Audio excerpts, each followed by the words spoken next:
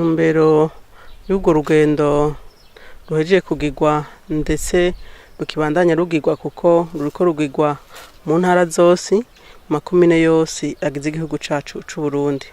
Twebwe nk'abakenyezi turakurikirana cyane iba mu gihugu ndetse niba hanze y'igihugu, turakurikirana mu vyerekeye amahoro n'umutekano n'iterambere ry'igihugu.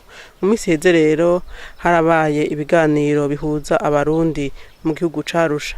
Muri ivyo biganiro twarakurikiranye ivyavuyemwo, ariko mu ivyo vyavuyemwo harimwo ikitatunezereje basabira ikigongwe abantu bakoze ivyaha vy'agahomerabunwa.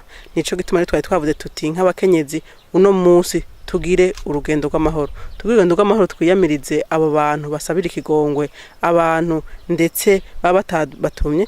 Mukaba muzi yuko keshi iyo umuntu akoze icaha arasaba ikigongwe, mugabo usaba ikigongwe n'uwundi ntibabisigura neza yuko ico caha utagiye ukigwamo.